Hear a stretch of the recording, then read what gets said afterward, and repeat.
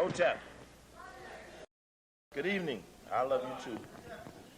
Microphone here. Okay, great. It is truly a pleasure to have the opportunity to... can't hear? Who can't hear? Well, it's a bunch of empty chairs up here. Get on down here then.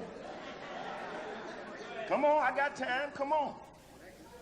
But I think when I get excited, you get excited, it get loud enough.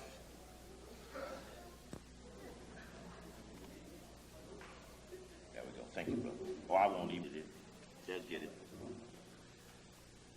Again, it is a pleasure to have this opportunity to share a few words with the brothers and sisters here at the Slave Theater.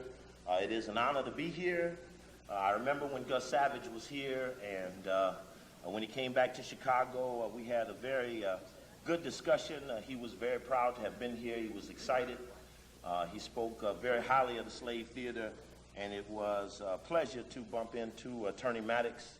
I remember I was at that radio station, and it was getting off into the time that I was to come on, and the people I was with were saying, "Come on, brothers, we need to go on in there and get on." And I said, "No, this is a good brother. If he's speaking, it's like me speaking, so we won't lose any content in terms of giving the people some of the things they deserve." No question. I'd like to thank those people who had to do some of the things to see to it that I got here. It is not easy trying to bring this type of information. One of the most things about being fired in '88 was the question of where did he get these sources from? And I know us so well, I always go out and get good white sources, because we love the white people. So when we want to say what happened and who done it, I'll give you some good white quotes so you can go back and tell them that we read them well. And by reading them well, we're able to use the things that they tell about each other. You see, when you're running the world and you're kicking a lot of ass, it ain't no fun unless you're telling somebody else you're doing it.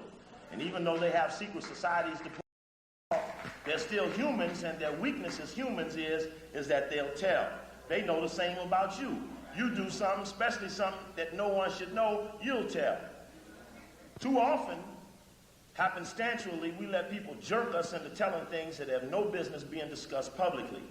I remember being at a conference this weekend, Malcolm X conference, where Europeans were welcome. Well, there's no problem about that as long as we can pass a resolution, say don't nobody give no whole cars while the Europeans in the room. That's all right, they talk general. So we had a general discussion. There's nothing wrong with that if you can get the clarity. But the signal is we don't operate like that. Some of the people that didn't want me here are some of the most militant, worldwide, capitalist, imperialist fighting Negroes who are so militant they want to integrate the revolutionary struggles. And I know which ones they are, and all over the place, they Jewish friends call and say, "Now, nigga, if you want the money, you can't have Coakley." So I'm glad to be here, where they can't walk.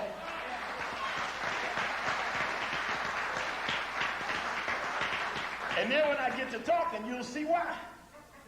See, I believe that we should earn our way. By the brothers and sisters here extending to me this opportunity, then I have the right to earn the respect that I seek from you so we can go forward to deal on the people that will be identified. Part of what I do, my little contribution, is to clarify who done it. Now, don't nobody want to get down to who done it because they too busy giving you that tip in such a descriptive way about how they did it, but when they get down to who done it, don't nobody want to play that. See, you don't get paid when you name the names. Now, we love white people so much that we don't think we're going to believe nobody unless the white people done hurt them. See, the suspicion is, well, brother, you naming them names, then you must be them. And the perception is that unless they're stopping you, that somehow it must be something wrong with you. And the illusion is that the white man is so powerful that he has control over everything, and he does not.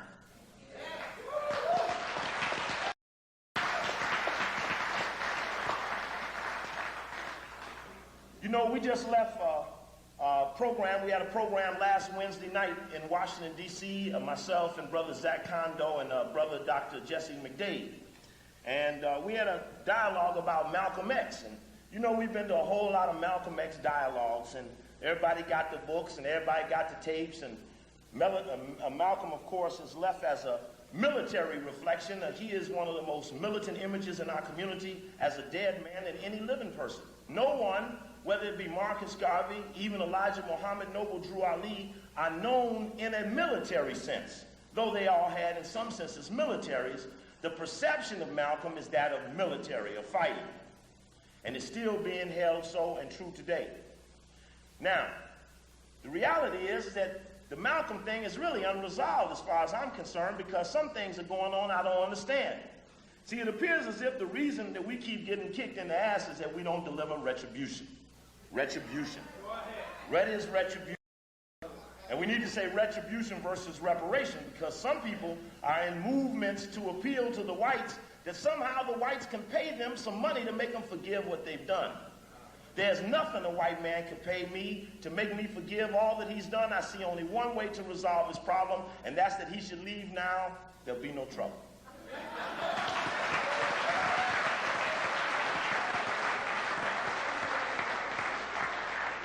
But you know, the retribution question has to be looked at carefully. We have to analyze what they're saying when they're saying it. Now, I'm sure a lot of people read the Autobiography of Malcolm X, but don't really know what it said. There's one page in here I thought was the most important page of the whole book, and it has something to do with Malcolm's death. Too often it's misunderstood and not looked at in a way that we can understand it. Now, many people don't know that in this book, in the epilogue section of the Autobiography of Malcolm X, is Alex Haley's confession that he informed on Malcolm. See, you got to understand the roots of roots. And the problem is that Alex Haley is living and Malcolm X is dead. And in a particular page, and I'll read you the page so you can go back and peek it for yourself, page 418, in the epilogue, which Alex Haley alludes to as his only portion of the book that he would write without Malcolm's approval. And in it, it says, in Washington, D.C. and New York City, at least powerful civic, private, and government agencies and individuals were keenly interested in what Malcolm X was saying abroad and were speculating about what he would say and possibly do when he returned to America. In upstate New York, I received a telephone call from a close friend. Well, Alex Haley, tonight at the Slave Theater, the people asked that you name the person that called you. From the powerful civic, business, and political leaders, give us the name of the one that called you to say, come up to New York and tell those big rich white people everything you know about what Malcolm is doing. You see, in our community, we must cut off idle dialogue about what the key players are doing to people who are not on the field. Don't get caught bringing them whites in, because we closing the door. Don't get caught being the one bringing them in.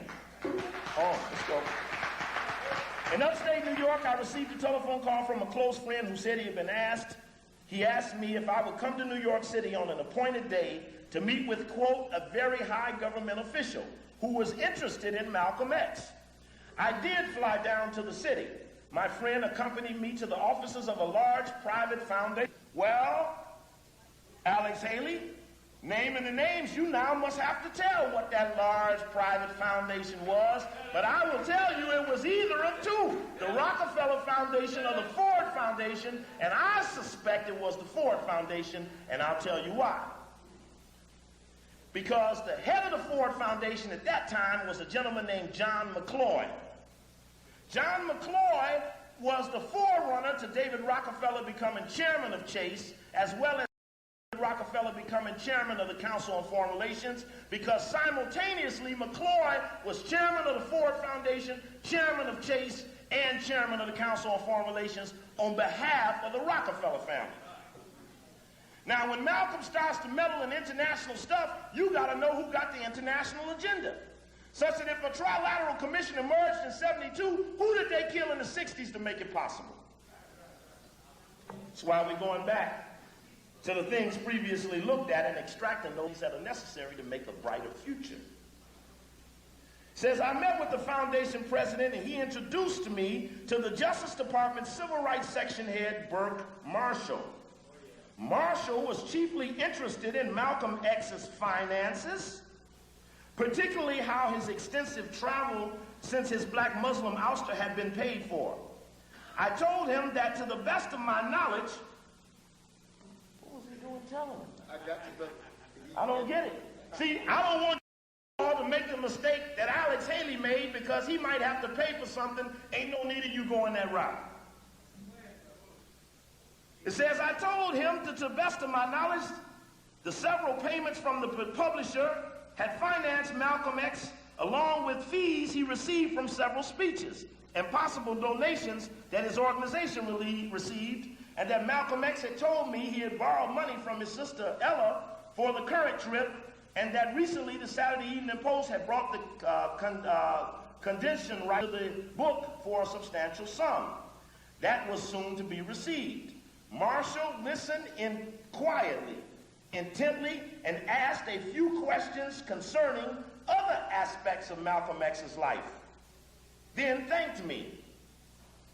Now we need to know what it was that they asked. See, he's very vague in about 4 lines, but the whole thing to the death could be answered about who was close enough to give certain reflections, and I say Alex Haley needs to have a razor put to his throat. Now listen, this is straight up, because unless you start it, brother, this shit is out of hand. Put the razor on his throat and say, brother, I would like for you to tell who these people are. And if the nigga act like he don't know, if he act like he don't know, after he done set up and wrote all them roots, now of course he didn't know who he stole some of that from, right? Because you know he got paid, he had to pay somebody for stealing. Now he admits on the first, he just come out of the Coast Guard for 20 years. Now we got to start adding these things up and quit letting people who penalize our people walk the streets unattended to.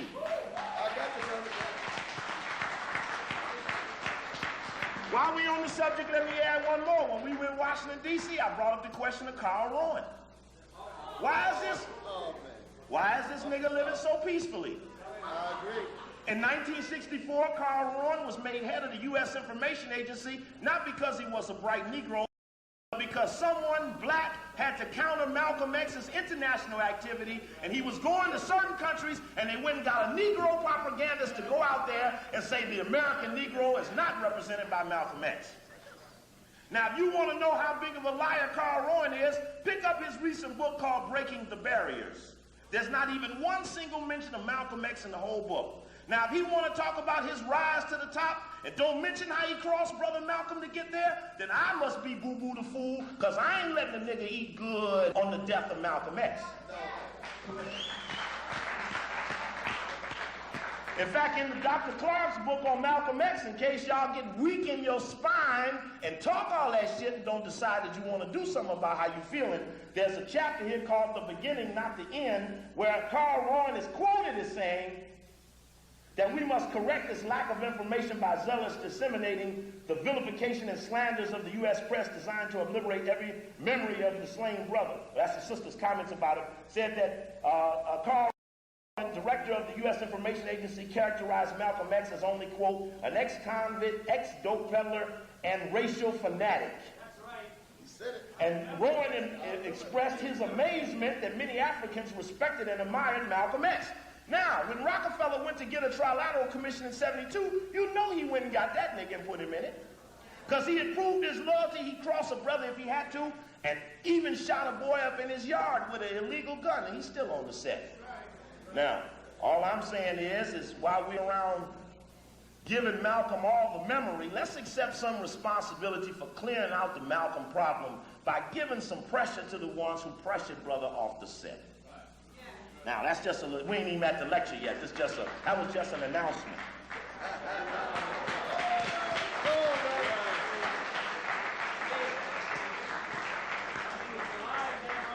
Now, part of what I do is I may never get to give you all of the things that I have brought here, but surely I have brought them to the best I can to share with you as much of this as I can. And since we are bringing up the question of intelligence collection, which is greatly underestimated in our community, we're very naive about how the spy thing works. One of the biggest hang-ups in our community is who is the spy. You got a bunch of people standing around not doing a damn thing, wondering which one is watching. You don't have to watch nobody ain't doing nothing. Now let's break it down. Too often we don't understand how the spy system works, therefore we misappropriate these. Now I suggest that if you people here in New York City Want to see who spy on you? I suggest you walk your ass down to the United Way in your area. Now, when you get down to the United Way, you ask them to see two things. One, let me see your priority scale, meaning that I see that commercial where you got athletes taking little handicapped children on bus rides. But I understand that that's your third and fourth level priority funding. I hear that stopping aggression against authority figures and stopping racial unrest is your number one priority, even though publicly you make it look like taking handicapped children to a sporting event is what you do. Now, if you go down to United Way after you ask to see what those funding priorities are, and you will see you are the number one problem in their book, then you will see, let me see who got funded by the United Way. And when you get that list and look at what goes into those grant papers, you will then see where spies are, because under the guise of social work, they absorb all the information they need. Now, what happens? What happens when you got the alcohol treatment specialists out there who got to identify all of the people in their neighborhood who got the alcoholism problem? Now, the people at the top ain't too worried about us sane Negroes. They want to know them ones who might like it to snap and get up and do something on a moment's notice. What happens to the mental health worker who got to go out and identify all of the people who ain't acting right? You see them brothers down the street just be talking loud. They be walking all around. Well, the beast is really scared of those people because they're not afraid of the beast, because what are they living for? So if you get 10, 15, 20 of them, you know sometimes they be stanky, got urine all over. Get you 10, 15 of them and go see your favorite corporate leader.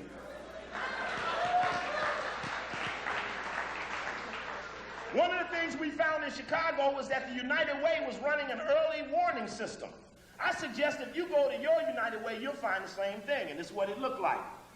25 organizations got together in Chicago under the guise of, quote, monitoring developing racial tension, intelligence collection, monitoring developing racial tension. You got to know what the language sounds like. Monitoring developing racial tension and proposing advanced intervention when necessary. That's the counterintelligence component to it. Now, this early warning system started at the Jewish Council on Urban Affairs in Chicago. Now, the reality is that everything that happened with me in the mayor's office was about my role in our community to be the one to translate the intelligence section for the people who were playing on the field. Now, when I identified this Jewish network that had infiltrated the Washington administration, it was not that when they got there I spotted them, but we spotted them when they were out in the field working for the United Way as racial monitors. Now, the worst problem for them with me is that I had the document. Now, we got the document because somebody went in somebody's office when they wasn't supposed to and took it. That's right. That's how we got it. But when we got it, we made sure we used it in a way not to overexpose the spies so that they were removed, but to identify to the key players who these people were, so that when they talked to them, they could talk in a way without eluding apprehension, but never something they're looking for. Now, we're going to get smart in the 90s. The organization of the 90s is covert action. Right? Okay? Let's go through it. Now, let's follow this because this is important, because we're going to clear away us and them, and then we're going to get on with the details. Race Trouble Warning System Bar. Get this article, Chicago Sun-Times, May 29th, 1981. It's about William French Smith, who was the Attorney General at that time, declaring that Reagan was about to cut all of the social programs, but before they would do that, they had to infiltrate the communities, keeping their finger on the pulse of the American cities, as he's quoted as saying. Now, you know when you go to the doctor, the first thing the nurse does is say, give me your hand. Because when they check your pulse, they vouch for your vitality. So if someone is attesting to the pulse of the nation's cities, they're responsible for identifying its vital parts. You got to get the language. Now, he says that he'll be using the Community Relations Service of the U.S. Justice Department to pull it off. Now, if the federal government's regional office is in New York or the East Coast, is it? If you go down to your federal building, you will go to an agency within the Justice Department called the Community Relations Service. Go there and say, let me see your brochures, give me all that stuff. You will see that they say that they are conflict resolutors. Look out for that language. Conflict resolution. That's, let me look up your butthole and see if you've had enough. That's what that means. Because they ain't coming from the beast to resolve no conflict. They coming to resolve your conflict. Now, that article will pinpoint for you that the Community Relations Service has been alerted to keep their finger on the pulse of the nation's cities. Everywhere in every region, the Community Relations Service monitors your community. So you ought to go down there and get an idea of what they're finding out. Now, the United Way, this is the grant paper from the United Way, and when you look to the board of your United Way, name the names. When you look to the board of your United Way in New York, I'm sure you're going to see it's Rockefeller dominated. Now, it's Rockefeller dominated in Chicago. And what you will look at is that the major corporate leaders in that area sit on the United Way board so that when those organizations write up those little monthly reports that go to their director, that go from their director down to the agency downtown, those in one spot to go into one program development book, in reality, these are the eyes and the ears for the board members who can't go to the meetings for failure of being identified. So they operate in the social service arena. Now, when they went to they said that they would give them a grant to go away and get 25 organizations who would be the eyes and ears. In fact, I thought it was ironic. I was just on the campus of Howard University, and Howard University security put a flyer. The flyer don't say shit. It just says Howard University Security Division, and it has an eye and an ear. But you see, in reality, that's intelligence collection talk. If you want to tell on somebody, because you heard something or saw something, call this fucking number. But that's the language. That's the language. That's the language. Now, they got 25 organizations in Chicago to serve as the early warning system, and I want to read you because most of these are national organizations, and they're not doing one thing in Chicago and doing something else in New York. American Civil Liberties Union, American Jewish Committee, American Jewish Congress, Anti-Defamation League, Chicago Urban League. Now, Chicago United is the major black-white business civic group. Now, they got one in every city. In Detroit, it's called New Detroit Incorporated. In fact, the white boys finance African Liberation Day up there. There's so much white finance African Liberation Day, I don't know how all Africans can stand all that assistance. Anyway, you probably have one here. I don't know what it's called. I will by the next time I get back here. I don't know. What's the name of that white-black business group? Got to be one. These are the civic advisors to the mayor. You know, like, Dinkins, now you better get this shit right now. We sending Rohan over there, and you ain't going to get this money because you ain't acting right now. Do it have a name? New York Partnership. That's the shit. I heard that shit before. That's it. Now, check this out. Also, the Chicago Department of Human Relations. Now, let me go back. Every city got a Department of Human Relations. Check it out. What does it do? It does what is called rumor control. Rumor control. Now, what is rumor control? They're out scouting out who the fuck has had enough and who gonna go kick the master in the ass. So they call it rumor control law. So you got one here. Now, in L.A., they had a L.A. Commission on Human Relations. That's the shit that Karinga was wrapped up in with Rabbi Wolf and Jewish Kenny Hahn that he still ain't got out of today. Oh, yeah, we got the documents.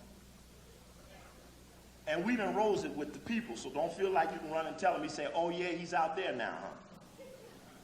Because we got to get these things cleared away so we can get on with the other business. Let me go through some more names.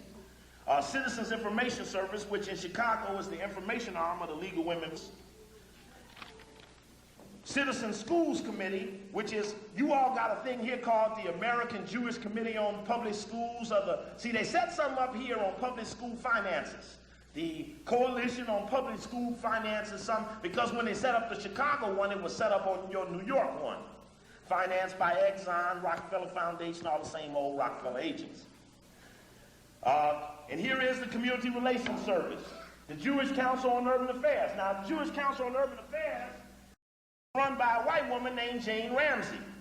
Jane Ramsey is now the head of the New Jewish Agenda in the Midwest region.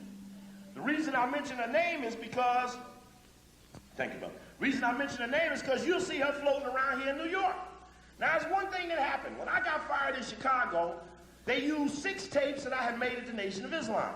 Now, what was in the tapes that scared them up was that when they got to the tapes, they all heard their names. Right? Now, the perception is that you all might not know you need to know about these names. Okay, let's just do a little check here. Who runs the International Monetary Fund? Give me the name of the head of the International Monetary Fund. Who? Who? No. No. Okay, who heads the World Bank? Who? No. That's 3 heads ago. Come on now, Africans. How many of y'all in here love Africa? Now, if you talk to an African, they will tell you that they're getting kicked in the ass by the IMF and the World Bank. Now, the white man say, I was in the room, and again I heard Coakley ask the black community who run the major monetary institutions, and again they did not know. Don't feel bad, they didn't know at Howard. They didn't know at University of Maryland. They didn't know at George Washington U. They didn't know at Howard Law School. They didn't know at UCLA, Northwestern, University of Minnesota, University of Kansas, San Diego State. But they didn't know when we was with the African group in California. They didn't know in Chicago. They didn't know at the Slave. Now, what I'm trying to tell you is that I'm an informational doctor. I got to make sure the patient's sick before I can go ahead and do my work. Now, everybody will swear we don't need to name no names, but when I go around, ain't nobody got none of the key ones. Now, watch this here. Who busted Douglas? Who Mike Tyson? Who Hulk Hogan? Yeah, y'all know that shit, right? The heavyweights of nothing. And see, I say it ain't no accident our people don't know the key stuff. We done been to a whole lot of meetings, we done forked up a whole lot of dough, and we know everything but who's in control. And they hate me when I come, because if nothing else, I will sacrifice the best I can to give you the footprints that you can go look for yourself. I ain't asking you to follow me nowhere.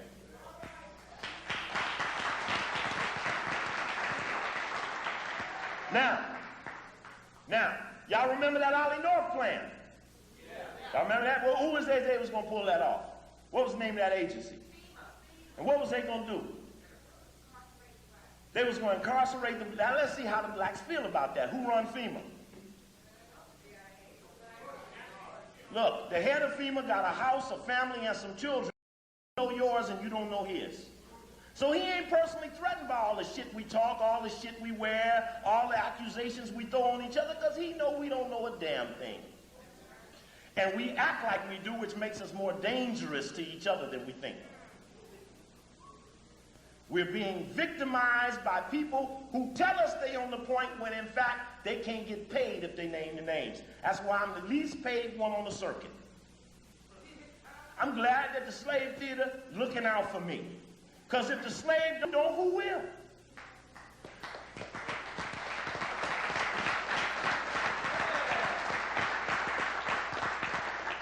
Now, let me go through the rest of these names. So there's 25 eyes and ears for white supremacy in Chicago. Everybody know about white supremacy.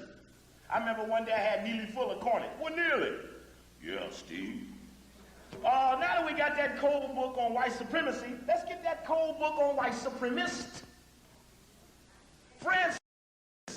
I remember how you used to tell us about that Jewish woman who told you that there was someone out to get us. Give me that bitch name.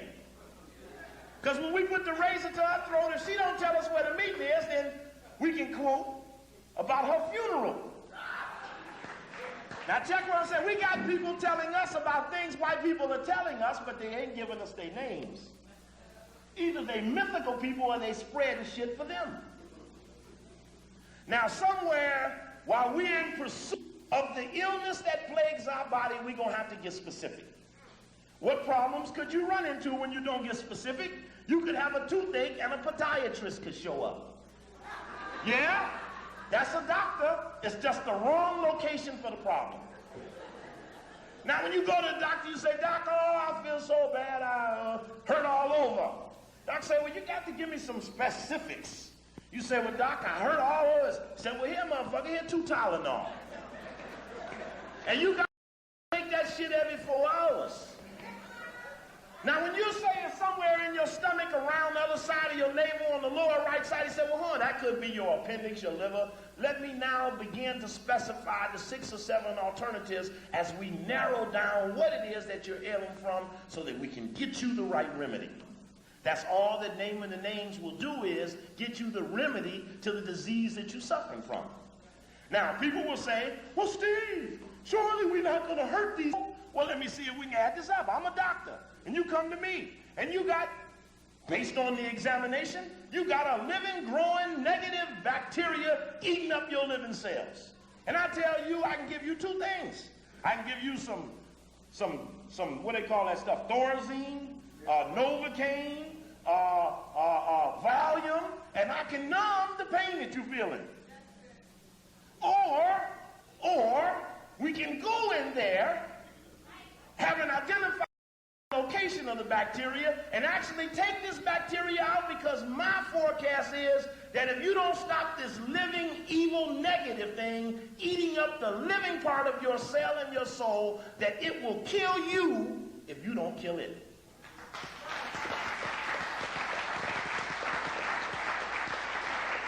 Now, everybody don't want to hear that. That means that we're suffering from a disease that's growing and living, and we must kill it to resolve the problem.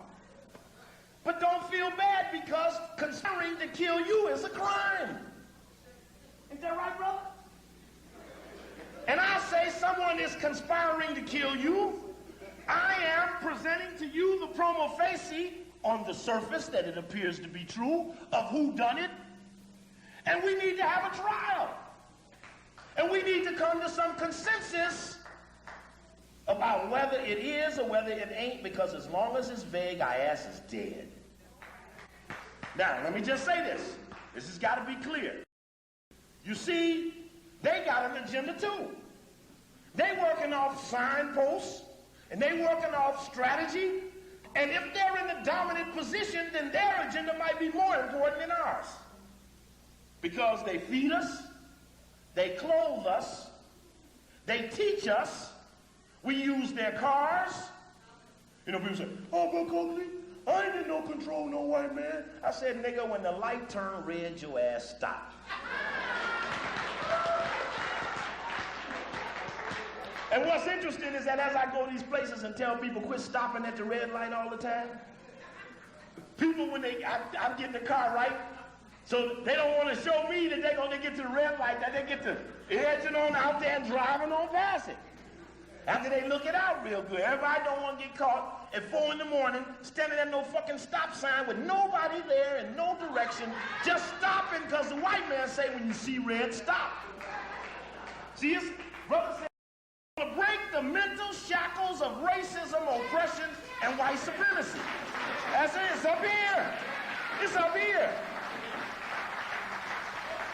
Now, the problem is everybody don't have confidence about who done it. So y'all pay me to go on the point to tell you who done it. You don't have the time.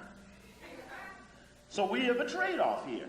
I get to go further, and you get to report. So this is my report to you, right? On who done it. You see, one's trying to kill you, and the goal is to establish who done it, right? Because then, we see some people say, well, it's still time for the white people. I say, well, you know, I think he can come around. Do we want to reform this thing?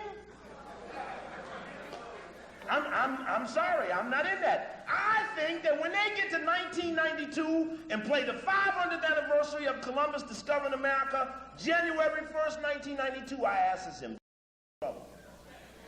That's my perception. That don't have to be worth shit, but that's my perception. Now let me go ahead and finish these 25 and get on with the rest of them. Now that I went through the white ones, let me tell you which black ones was eyes and earring. NAACP, National Conference of Christian and Jews, National Council of Jewish Women, Operation Push. Southern Christian Leadership Conference, Union of American Hebrew Congregations, United Church of Christ. Now, they paper, that ain't mine. Now, why they hate me so is that when we get the document, we know how to pin them so that they cannot beat the stigma of not being with us, though they act like they're with us. So then you can move on. Once you neutralize the buffer, which is all intelligence is, these are not the principles. If Jesse Jackson is spying on the black community, to kill Jesse is not the goal, but to get past him is. Now we say, Jesse, you can play all the games you want. The people that know what we know will not play them with you. Therefore, we won't lose one of our team members. You provide good cover, make the beast think we all playing politics. Politics will not whip white supremacy. Now, but if you go to get in the way of what we're doing, then we're going to have to string you up like we would do to anybody who would have to get a necklace for informing on the others. I'm proud of Winnie Mandela.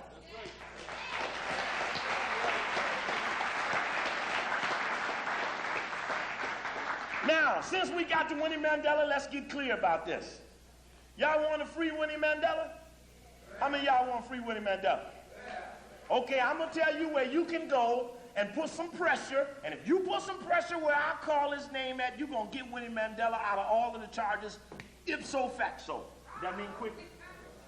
You want to know where to go? Take your ass up where them black hat, long beard wearing Jewish motherfuckers is at, because 80%, listen up, 80% of all the diamonds from South Africa to America stop off at the Diamond District. Now, when I ask, when they're fighting apartheid, do they go to the Diamond District? They say, Now, something wrong. You see, all last summer, I was trying to get to you in August to go to the Diamond District to put some pressure, and a whole lot of Negroes come out to block me. Because they get paid to keep you away from the damn Diamond District. You don't think, but ask how many times you've been there, and when you think about it, when I go through the Diamond Connection and how Diamonds is predominantly a Jewish connection, and Lord Rothschild and Cecil Rhodes set up a secret society that took the diamonds and gold in Tanzania, went through Europe and organized the Europeans on a leg of colonialism. When I hook the diamond dealers into the game, you'll wonder why you've never been there. Then you'll have to ask the ones that you follow. Because I say they know enough not to go there. You want to free Winnie Mandela? Go to the damn Diamond District. We'll get into them in a few minutes. We got to do it. We got to do it.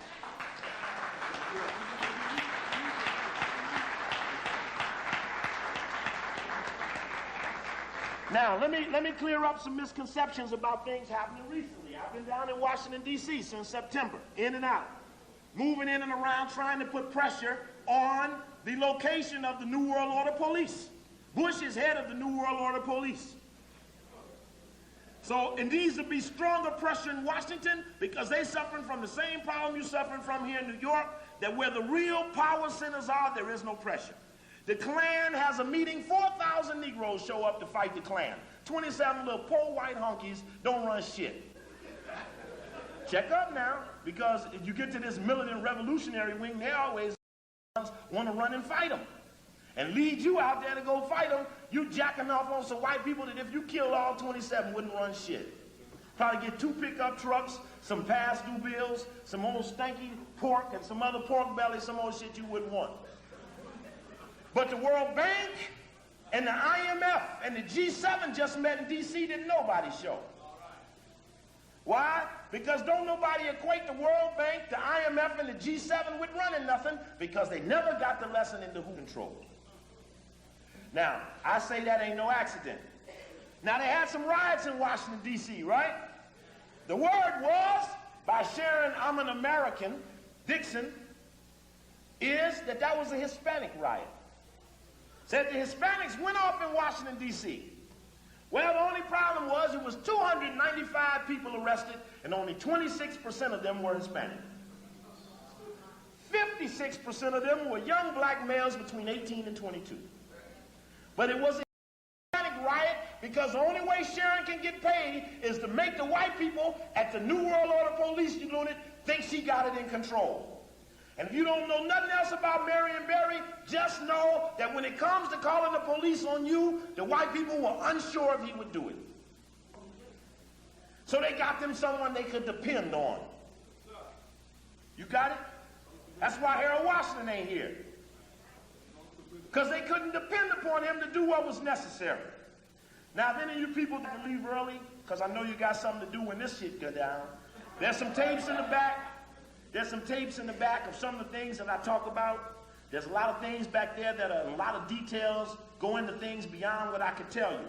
So if it is that you got to go, make a stop up there in that right-hand corner, do some business with me, because I guarantee that the money you'll give for the tape will be a fair trade. Now, that's all it is. And it's only for those who need it. Everybody don't need it. See, I ain't for everybody. Don't come in and say, I love everybody and I come in peace. I do not come in peace. That's what's wrong. We piecing ourselves to death. Peace, brother. Peace, brother. Peace. Well, why the fuck is going to be so much peace when we got so many problems? Hey, right. No justice, no peace. I heard somebody say that earlier on the radio. And the reality is, that's true. There'll be no peace with the peace. Now, let's get on with the details. In fact, I was listening to the news today. You all got a hospital here called St. Francis Cabrini. Well, they had on the news today that St. Francis Cabrini now, for every child that's born in its hospital, mandatorily gives each child a DNA gene print of their blood, which is produced into a universal product code identification card. Check it out, the St. Francis Cabrini. They're the first to offer it. The doctor says to this date, no one has refused their universal product code ID, which is now being given. And there's a company called Life Bank Incorporated, keep your eye on them, who are selling it, are offering doctors $40 for every person that they can get to get this print. You know, they used to give you baby print, footprint. They say they got a problem with so many lost children that now they got to use the product code. Don't you believe that? But that's a whole nother subject. Now, we're going to talk about, this is what we got to talk about before I finish. We got to talk about Skull and Bones, the secret society that Bush is there. We got to talk about the Masons and how it interrelates with Skull and Bones. And then we got to talk about the Boule, which is the blackmail component that interrelates with the Skull and Bones and the Masons. So we got to head that way. Let's start over here. Let's see. We're going to do our best. We'll do our best. We'll do our best. Everybody don't want to hear this. I know how you can wait all your life to this and have to go home and see the news.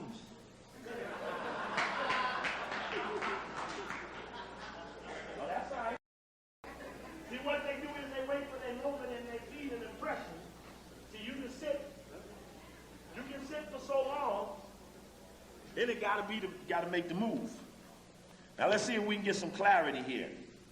Now, I got to tell you about something you got to get hip to. There's a war going on in the white community, and you got to get up on it. The war is between the Anglo-Saxons and the Zionists. They got a little thing going on. How the thing got going was that in the Persian Gulf War, Bush's boys tried to check the Israeli boys. The Israeli boys begged up on the $10 billion to help them with the settlement, saying they wouldn't. Now, when we get in it, when you get to the bottom, at that time I was doing this stuff, 75, 76, 77, Bush was head of the CIA. Now, as I bought every book I could on the FBI and the CIA, I kept seeing how they carried out the agenda for the white supremacists. But I didn't see the thought rationale, because the FBI and the CIA, not the question of why shall we do this, but having been given the instruction that we shall do this. Take. Now, the point to that is that these are the henchmen. Remember I mentioned the informants, or the intelligence collection system is really the henchmen or the buffer between us and them. Now, Then I found a book called The CIA and the Code of Intelligence by Marx and Marchetti. There's one page, one graph in that book that says that the principal constituent of the CIA is the CFR.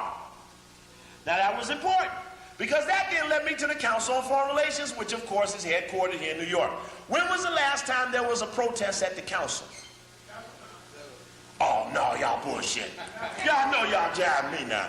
I know y'all jabbing me that there had to have been a protest at some time over at the Pratt House or Chatham House, whatever the fuck it's called. I know y'all had. When y'all was mad about Africa, y'all didn't go there. When y'all was hollering for Mandela, y'all didn't go there. You mean when y'all was hollering for liberate, y'all didn't go there? Oh, y'all got to stand outside of their meeting one night with your cameras. Just stand there. Brothers went down to the Trilateral Commission office down there at 346 East 46th Street today, where the ADL is at, Trilateral's there, Foreign Policy Association. You can't even as a black man get through the lobby. Scouting these things out because we coming back. That's right, brother. See, I think y'all might be asleep up in here. I don't mean up in here. I mean up in the city. That somehow somebody don't want you to touch the crown jewels. You get the impression that they may be leading you away from somebody. So maybe we with the United Nations and the Diamond District and the Council on Foreign Relations Trilateral ADL offices ought to find enough points to put some pressure with some things we'll name later that we might can make a difference in our lives. So when I got to the bottom of those CIA activities and FBI, I only got led to the CFR.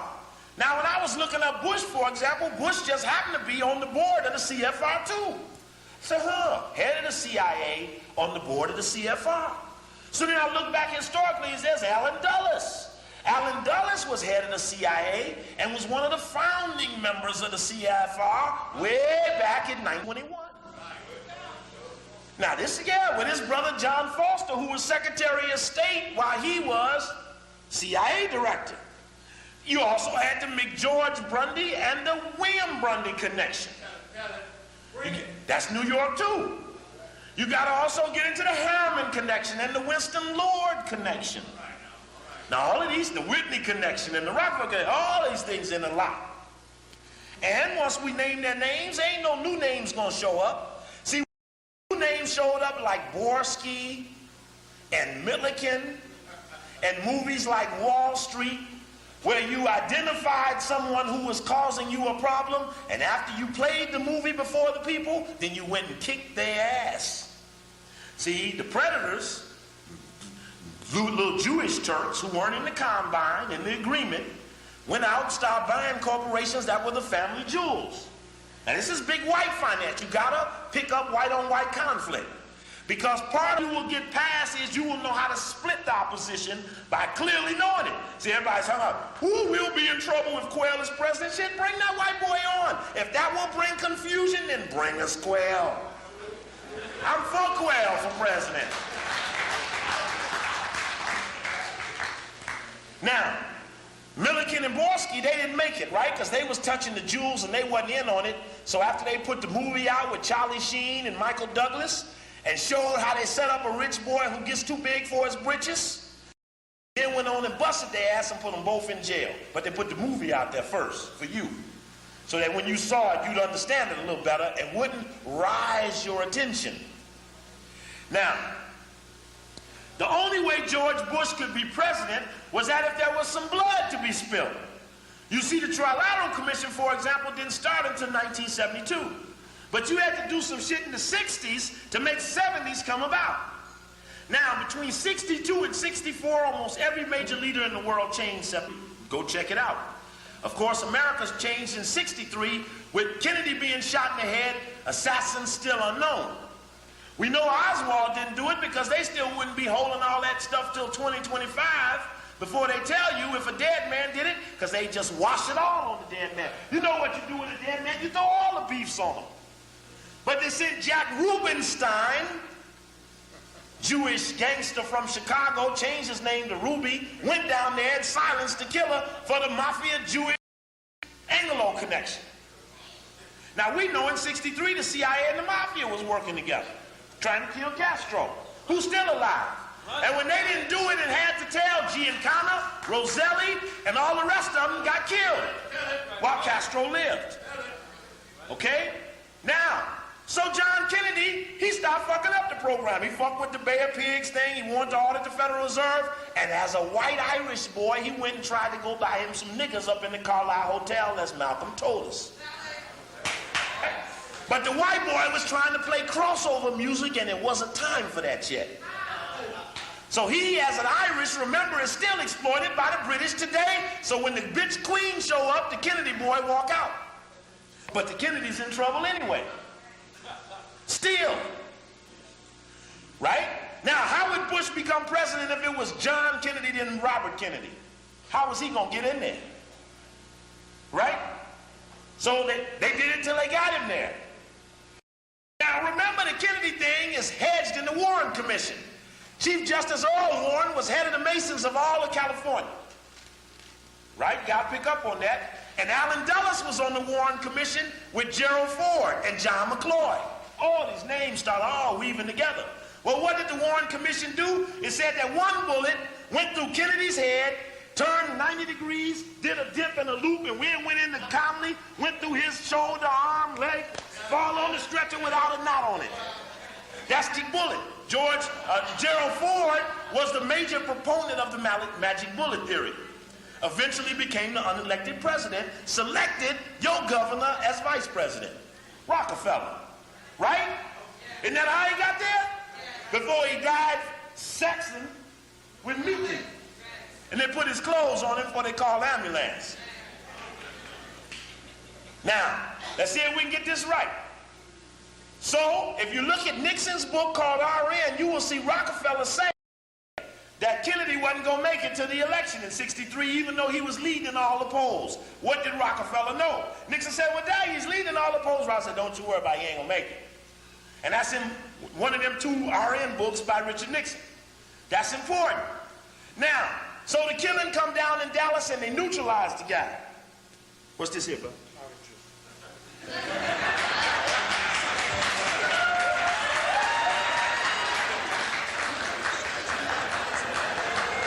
They didn't get it. Now, okay.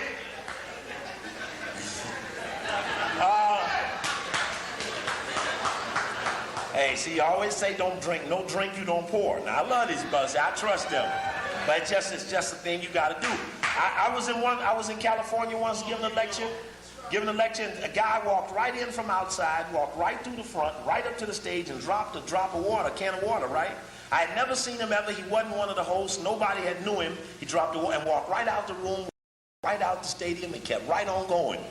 Now, I'm still looking at that water. And when you look at the videotape, you see everybody going crazy, because I'm saying, who was that guy? And everybody, you watch everybody say they didn't even know. And all he had was from thirst quencher from it. Right? Hey. Now, anyway, let's go ahead on. So now, the Kennedy boy gets shot. Now, just remember this. The bullet comes from the front, right? Whips his head backwards. The brains go out the back of his head on the back seat of the car. But Oswald from the back. So how did the bullet from the back take the brains out and send the brains backwards? That beats the law of physics. But here's the deal. Okay, so we killed the motherfucker. What you gonna do? That's the deal to the Kennedy family. Okay, now let's move on. So here come Malcolm X. What is Malcolm X doing? He's on the international set trying to build an international grassroots movement. This grassroots movement would kick any trilateral commission in the ass, because we would have an international counter group, so that they went international. We had a grassroots, grass community way of counteracting what they were doing. 27 years later, we still do not have one.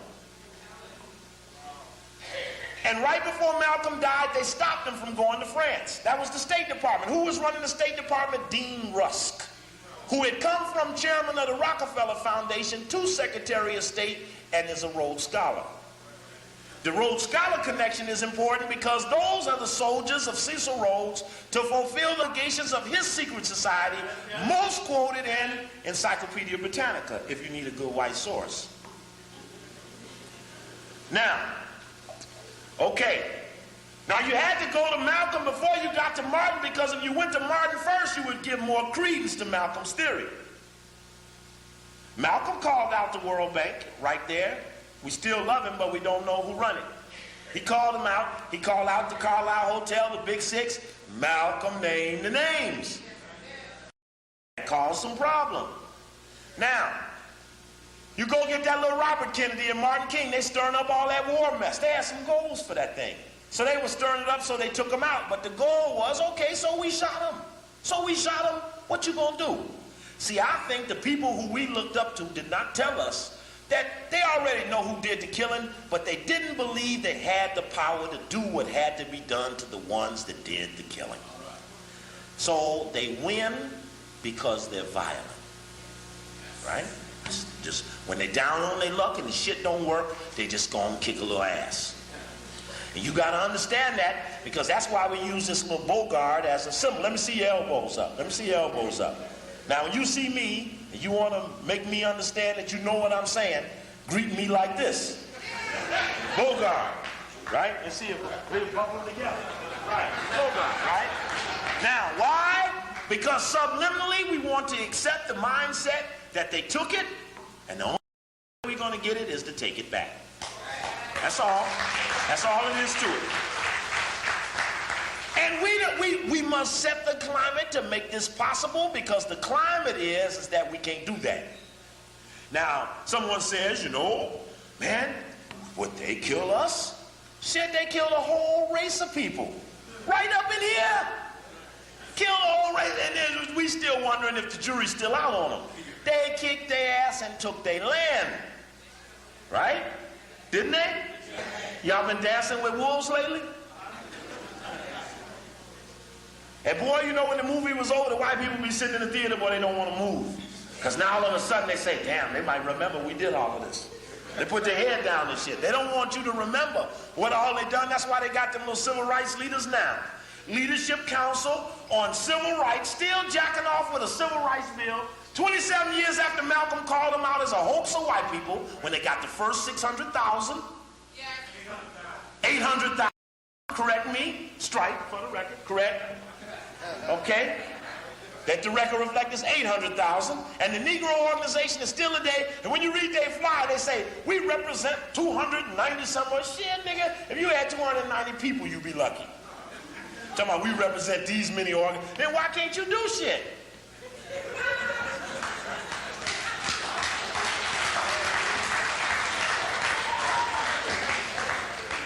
Now, okay. So, now, it just come out in the Washington Post, and it's coming out in this book that's out now, that now they have been able to come out with who Deep Throat really was. Y'all know who the name was? It was Al Haig.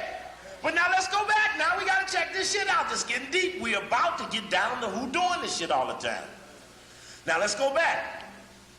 Al Haig was a 4-star military general that got up the ranks exceedingly fast on the request specifically of Henry Kissinger. Henry Kissinger specifically is the agent of his godfather Nelson, and now supervised by his brother David, who has Kissinger for the Republicans and Brzezinski for the Democrats. Correct?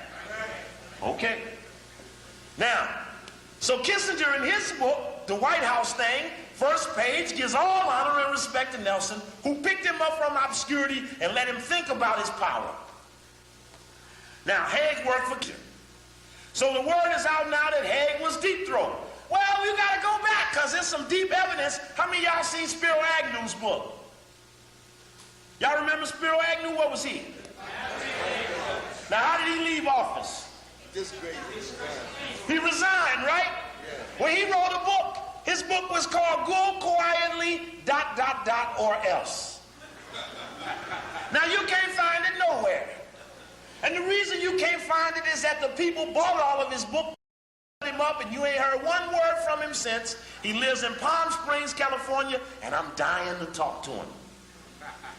But what he says in his book, you must know, is that when it came time to Watergate Nixon, and he had been Watergated, that they looked down and figured out that Agnew would become president. And they said, give me that file on Spiro. Got the file and say, Spiro, come over here. Come here, motherfucker. Spiro, you was governor of Maryland, you stole some money. He said, damn, Chief, you knew that when you put me here. He said, you're right, Spiro, we don't let nobody up here unless we got something on them. Deacons? Deacons? Deacons? Deacons? Oh, my God. We're going to get to deacons when we get to Boulay. Boulay mean advisor to the. We got to ask that nigga, who in the fuck is the king he be serving? But we'll get to that. We got to get to that. Y'all might have to go before I get to that, but I'm going to get to that tonight. Because you see, beyond the tapes that I got to sell, that this tape will be available tonight, right? And so you'll want to take it home and let everybody hear it because they can say, I said it. And I'll quote you the sources for it so you can pull the source out and look at it with them as they say, duh, about what it was I was trying to do. Okay, let me go ahead on. Agnew reviewed his book when he got to Chicago Tribune, March 31st, 1981. Now, I had an article to show you, but they stole it when I left Washington last going to Dallas. See, when I went to Hampton, Virginia, and did the lecture on Bush and Skull and Bones, when I got to the airport in Washington, they stole my bags with my research in it. In there was the only article I had on the Agnew thing. I know what the article says, but I bring it to show you. See, I know my stuff, right? But I bring it for you because you might not want to believe me. Somebody say, oh, that nigga talk a lot of shit, you know. He ain't so shit. Nigga just talk all that old shit, you know. I didn't talk shit. The problem that they have with me is I quote the white people to prove who done it. Because they had to tell so that they could get respect from each other. Right? Now, check this out. Agnew in the Chicago Tribune, March 31st, 1981, tempo section says, Spiro Agnew says it was quietly ... or be assassinated. And they said, well, Spiro, who was it that said they would assassinate you? He said it was Al Haig, who told me that if I didn't leave the White House right then, they was going to shoot me in my motherfucking head. Now, Agnew had several choices. He had already seen the files on the Kennedy thing because that's what E. Howard Hunt and Richard Helms were blackmailing Nixon about. That made Watergate come about was, look, Nick, if you won't tell what we want, then we're going to tell you was in Dallas that day, working for Pepsi-Cola. How many of them niggas got them Pepsi-Cola franchises? Dr. Basketball players and shit. Yeah, well, they need to quit selling that shit. It ain't even good for you. Anyway. Now, so Agnew identified Haig as the one who was going to kill him. Now, that's heavy drama. Why has Haig not been brought before the court for attempted murder? For the same reason that's now being revealed, he was deep-throat. He was so powerfully connected that when he gave the word, you know it was from the word up top. Agnew says that he didn't know who Haig was working for. He think he came from a higher authority. But Agnew was vice president. Haig was just chief of staff. But he worked for a higher authority. But this is consistent because when Ronald Reagan got shot, who came to the podium and said, I am in control here in the White House? Did he? Well, I lay before you the premise that Haig may have something to do with who been doing it. And I got white boys to say he do it. Ain't that right? You was there? Can I move on? Okay. Now remember, Reagan got shot in front of the Capitol Hilton on his way to be the noontime speaker of the Trilateral Commission meeting.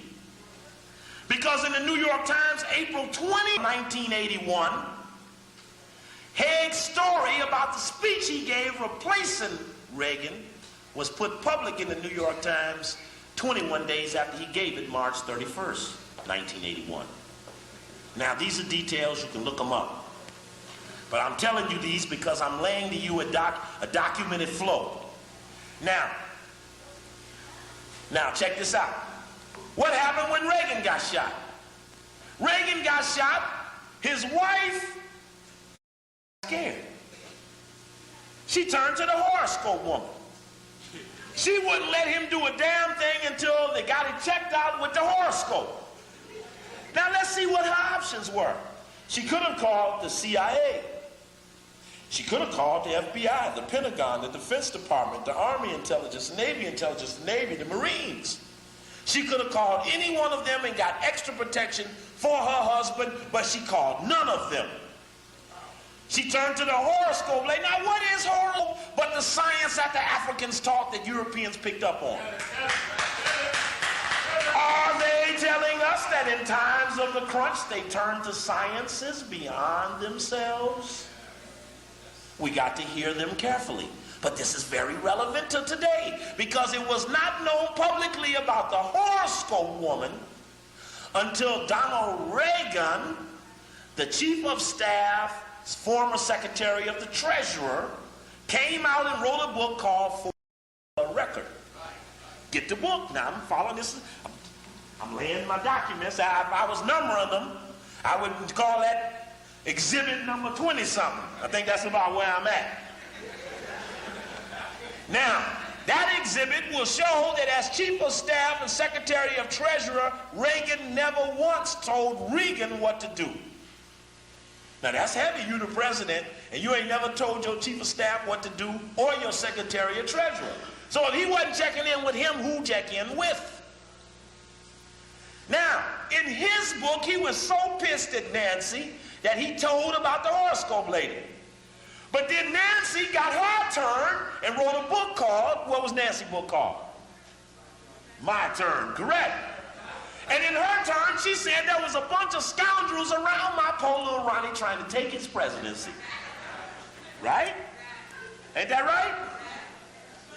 Reagan wasn't lying when he said he didn't know what happened in Iran country. Wasn't nobody telling him shit. Say, that's all right, Ryan, we got it covered, man. Here's some jelly beans, motherfucker, fall off the horse, do whatever you want. Now check it out. Now let's follow this through because this is white war still going on now. So Nancy been out there and Ronald been out there telling some shit about what was going on when they was really in the White House. So you know what they did? They said, hey, get that Kitty bitch out here. We got an assignment for her. Kitty, come on out here. Look, this Nancy and Ronald talking too much shit. Here's a couple of million. Go dig that shit up and kick their ass. Now it's going on right now. But check out, don't get misled by it, right? Kitty Kelly comes out and says that Ronald Reagan, sometimes, but mainly his wife, Nancy, and Frank Sinatra was meeting in the back of the White House off the record. Now don't get misled with the sex theory. No, that meeting was not about sex, those meetings. It was about Ronald Reagan feeling that his only real ally was the mafia. There you go, and if you go back and read that book about Louis Wasserman, W-O-R, Channel 9, MCI, and Ronald Reagan, he'd been with the mafia for 40 fucking years. To show you right. Now, let's put it together. So, Nancy is meeting off the record with Frank because in Frank's pockets are the dialogue from the mafia boys in Palm Springs making requests, personal requests of their friend Ronald, which cannot be called in on a telephone. What they busted up with the Kitty Kelly revelation was the communications network between the mafia and Ronald Reagan, and they one step from telling, and they're just warning them we will tell if we have to. Now this is real war. But now let's follow it through because the shit's still going on. So they fight that out, Kitty Kelly comes out, and now George Bush and his team feel comfortable that they're about to dump Quayle and his team. Quayle represents the network, part of a deal. Let's go back. Ronald Reagan wins the Republican convention, but at the convention, due to the request of 5 people, Trilateral Commissioner Alan Greenspan, Trilateral Commissioner, head of the Foreign Intelligence Advisory Board, recently resigned as governor of Illinois, James Thompson, Kissinger, Gerald Ford, and who's that 5th one? I'm missing I'm missing one more. It was 5 Trilateral Commissioners meeting with Reagan that made him come down and announce that George Bush was his vice president. So they cut a deal.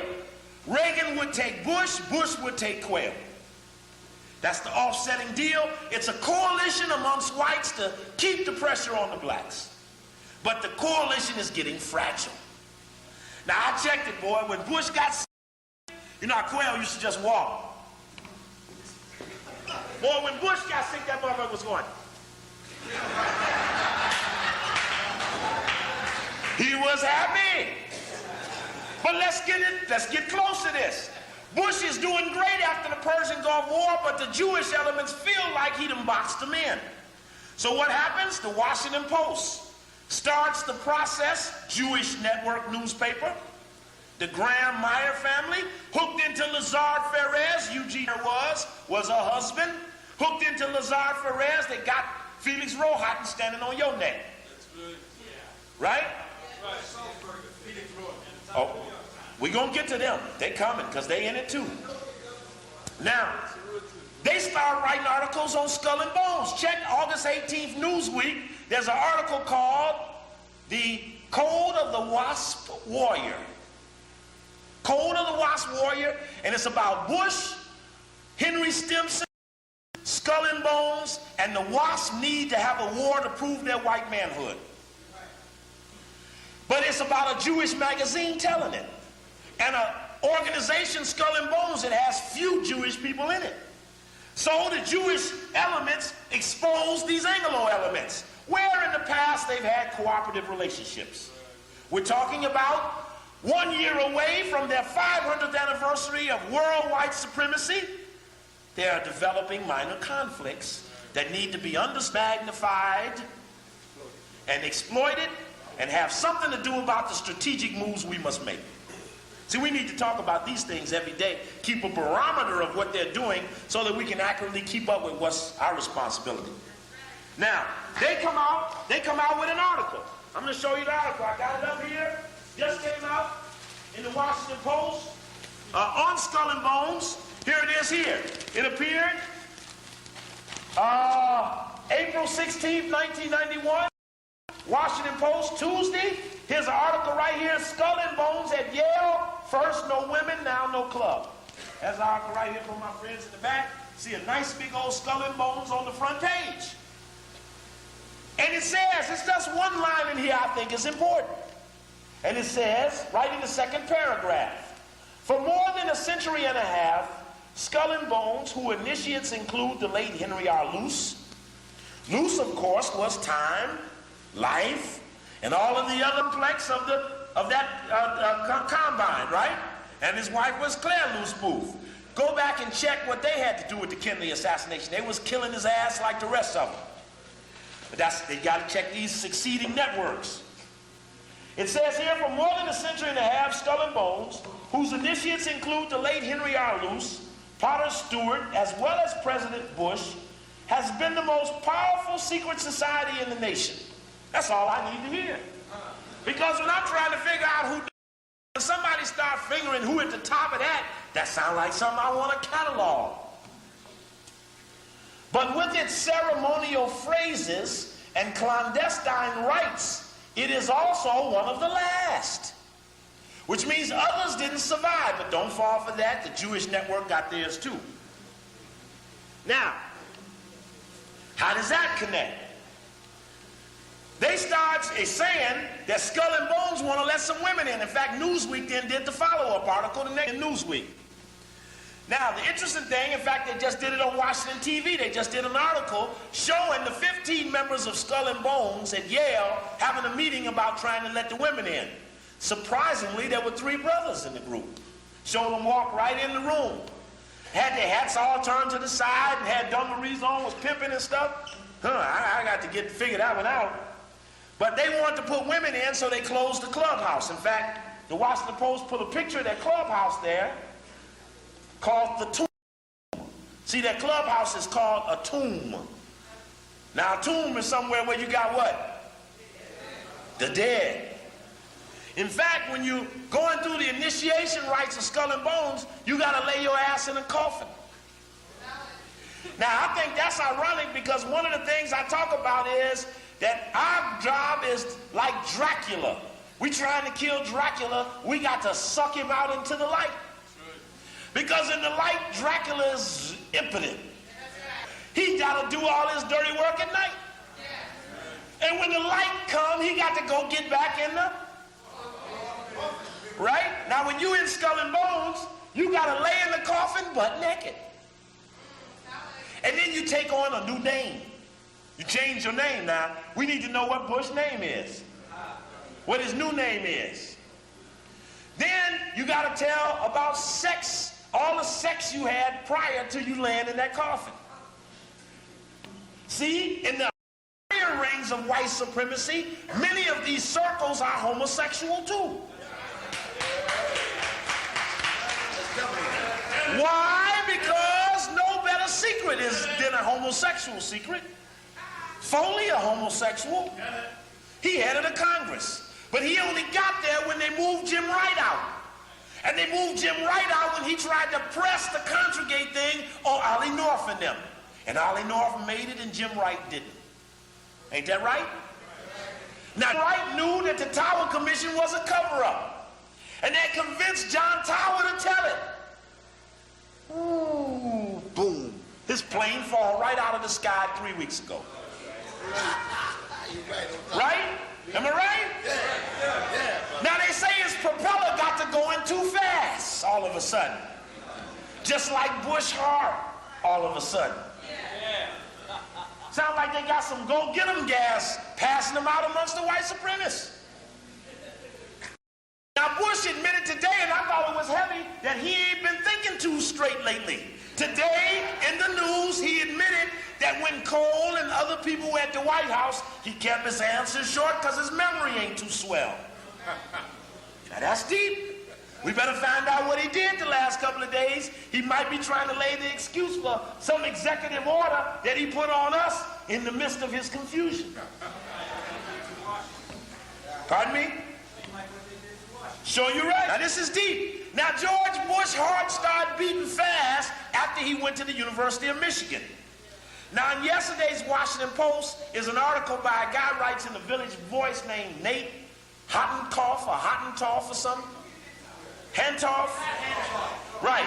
Well, in his column is condemning myself, Dr. Khaled, and Minister Farrakhan for Farrakhan's speech in Michigan State, my speech in Michigan, and Khaled's speech in Columbia. And you know y'all are doing something right.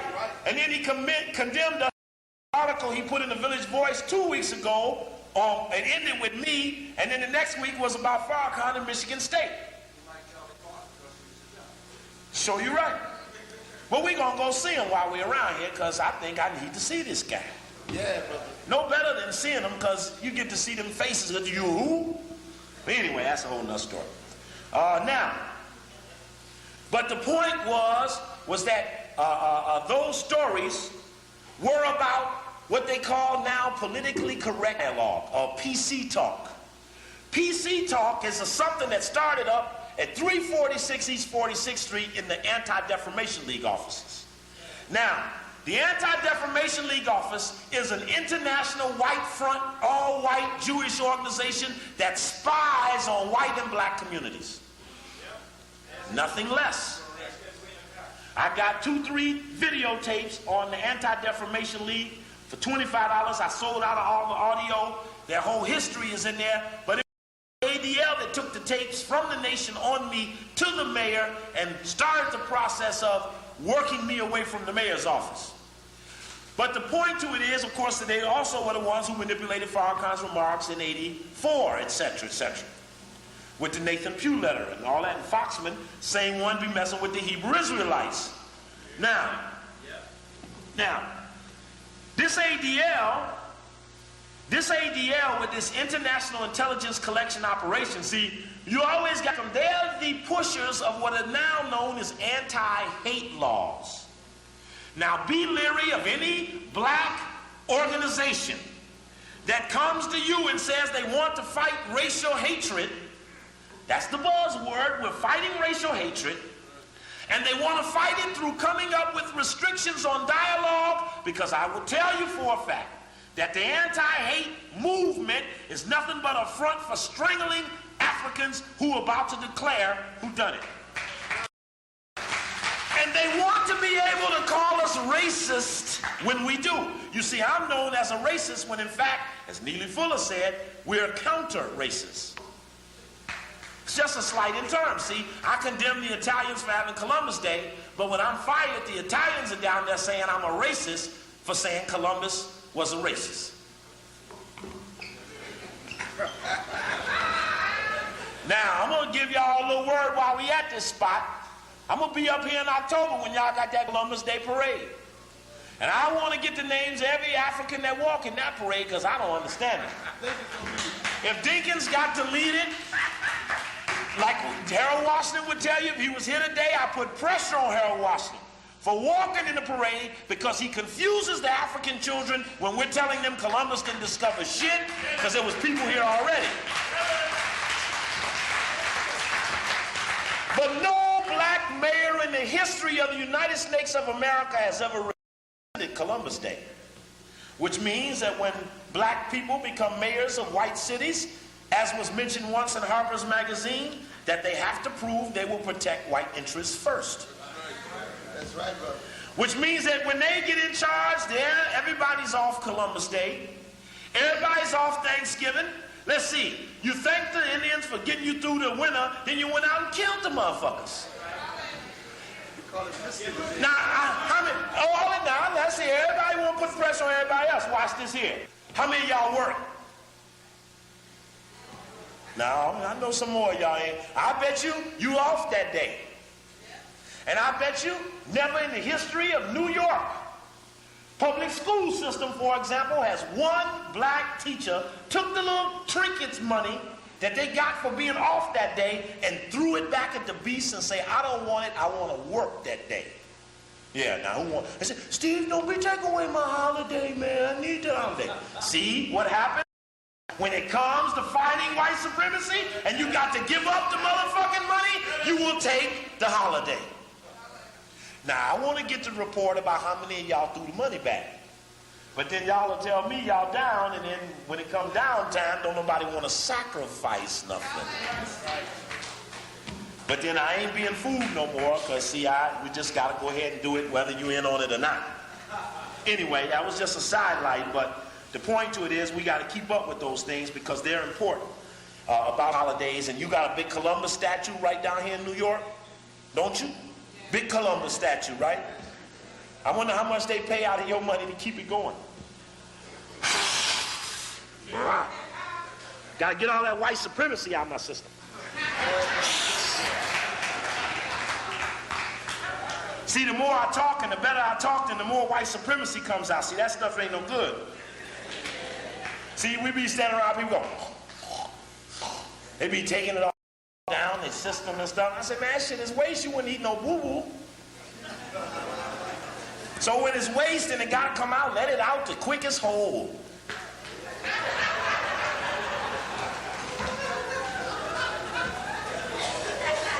Now, okay, let's go back to Skull and Bones. So they got this secret society that starts at Yale University in 1832. Now, what's important about that is that at that secret society in 1832, they in fact got a chapter or a charter from a German secret society. So that William Russell and Alfonso Taft got a charter in Germany and brought it to the United States to Yale University. Now, many people talk about a secret society called the Illuminati. Now, it's difficult giving a report about what goes on in a secret society when you ain't in it. So when I stand up here and tell you this is the things, the best of what I can share with you, I admit that since I'm in it, I only know what I can pick up. I pick up the best of what's known, but then to remember that we can only pick up what's available. Sometimes people within do tell. Now, these two guys came here and set up a secret society. Now, we know that the Illuminati started in 1776. And many times when people say that there's no conspiracy to run the country, all you got to do is pick a dollar bill. Say, well, hold it, let's go through this a minute. Here is a pyramid with an all-seeing eye that underneath it says novus ordo seclorum.